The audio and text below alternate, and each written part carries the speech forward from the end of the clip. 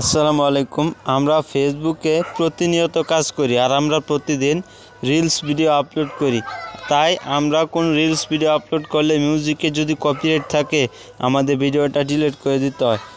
আজকে আমি দেখাবো কিভাবে রিলস ভিডিও ডিলিট না করে আপনার ভিডিওটা আপনি পেজে রাখবেন। সবাই স্ক্রিনটি ফলো করুন। প্রথমে চলে যাবেন ফেসবুক অ্যাপ্লিকেশনে যাওয়ার পর আপনারা চলে যাবেন ওই 3 ডট অথবা প্রোফাইল আইকন, যেইখানটায় যান আপনি যে প্রোফাইল আইকনে একটা টাচ করে দিবেন। প্রোফাইল আইকনে একটা টাচ করে দেওয়ার পর আপনারা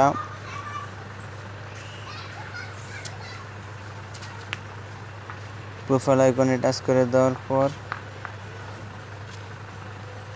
আপনারা এখানে প্রোফাইলটা শো করবে। প্রোফাইলটা শো করার পর আপনারা এখানে লেখা দেখবেন মোর অপশন।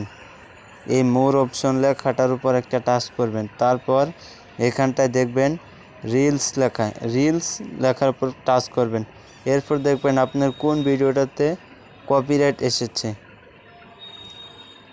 দেখুন, যেহেতু এখানে লাল চিহ্ন শো করছে অর্থাৎ এটা কপিরাইট ক্লেম এসেছে। আমরা এই ভিডিওটার উপর একটা ক্লিক করব।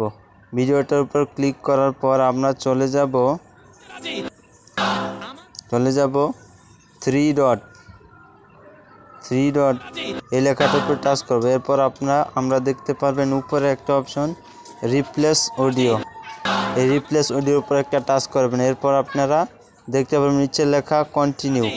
এই কন্টিনিউ লেখাটার উপর একটা টাচ করবেন। এখন আপনারা এখান থেকে অন্য একটি মিউজিক নেবেন। যেমন আমি এই মিউজিকটা নিচ্ছি। আপনারা আপনাদের পছন্দ মতো যে কোনো একটা মিউজিক নেবেন। মিউজিকটা নেওয়ার জন্য মিউজিকের উপর একটা ক্লিক করবেন।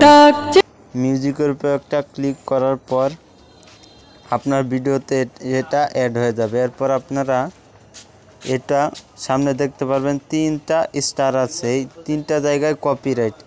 আপনারা কি করবেন, এই টেনে হাত দিয়ে স্টারের বাইরে নিয়ে যাবেন। সাদা দাগটা দেখতে পাচ্ছেন আপনার স্ক্রিনে। তখন আপনার সাদা দাগের বাইরে নিয়ে যাওয়ার পর আপনারা কি করবেন, সিম্পলি ওপরে লেখা দেখবেন আপডেট অডিও। এই আপডেট অডিও লেখাটার উপর ক্লিক করলে লেখা আসবে ব্যাক আপডেট, দুইটা। আপনি কি করবেন, আপডেট লেখাটার উপর একটা টাচ করে দিবেন। আপডেট লেখাটার উপর একটা টাচ করে দেওয়ার পর আপনি দেখতে পারবেন আপনার ভিডিওতে যে কপিরাইটটা ছিল সেই কপিরাইটটা চলে গেছে। ভিডিওটি উপকার হলে সবাই শেয়ার করবেন।